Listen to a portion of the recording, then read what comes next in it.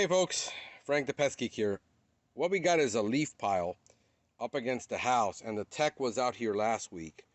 He serviced the house. He noticed we had some big-headed ants. Comes back this week to do a follow-up because they were heavy. The customer had complained. And we're seeing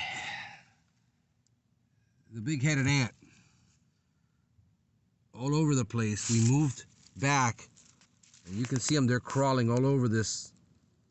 We pulled back the leaves. He pulled it back and says, man, there's tons of them. As you can see on the ground, there's our scatter bait. And normally this would handle it. Well, guess what? They're not taking the bait.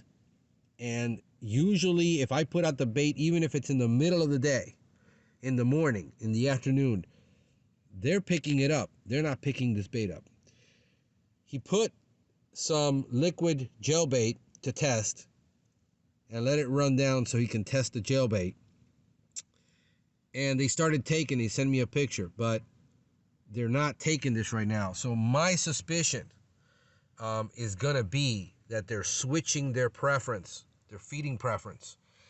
And they might be switching it to glucose, which means we're going to have to come out here and install glucose liquid ant stations to control this problem. This is a major problem. And look how much organic matter there's there, and they're in the ground. Look how many ants there are. We just treated this last week. The problem that you have with big-headed ant is this is where it's visible. This right now in this area that we're in, which is called Cutler Bay, Palmetto Bay, all this area. When you have a big-headed ant, let me switch over the camera. It's all over the yard. The problem is you can't see them because they're underground and the grass covers them, and you're not going to see them there. But they're all over. So if we're going to go over here, we should be able to see something here too.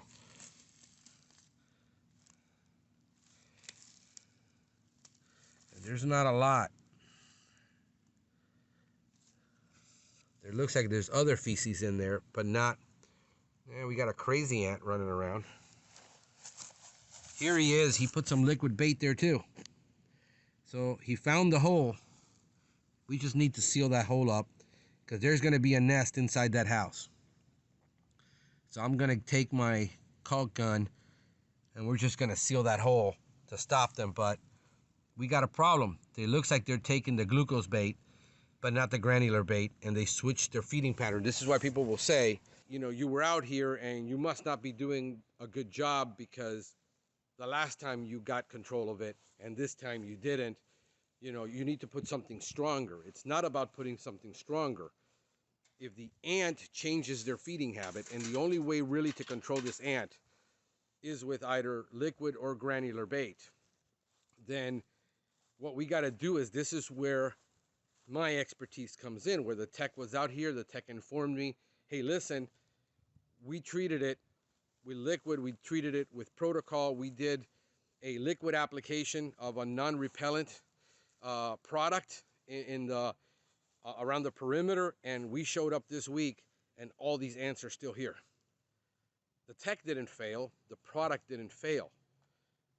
We now have to change our tactic to control this ant, and this is where a professional pest control guy knows this, understands this biology, understands this behavior, understands the chemistry, and understands the relationship between the chemistries of products he can apply. He did a liquid application with a non-repellent, and he did a bait application. 2 products, and he still failed to get control. Well, this is the stuff we need to know when we're in the field, and when the technician fails, he calls me immediately and says, I don't know what's going on here. And he tested with the liquid. He did what he was supposed to. He said, let me test with the liquid and see if they'll go after it. Well, they're going to feed it. The problem is, that's not nearly enough liquid to control this ant problem. We have to put a station with 4 to 8 ounces of liquid, because in temperatures, this is going to dry out. And if you put gel bait will be dry within hours and hard the next day, and they won't eat it. So it won't be enough for them. So now we need to come and install some stations out on this property to get this done correctly, because like I said, when you get a big-headed ant problem, that colony, this sounds ridiculous. Look it up, prove me wrong.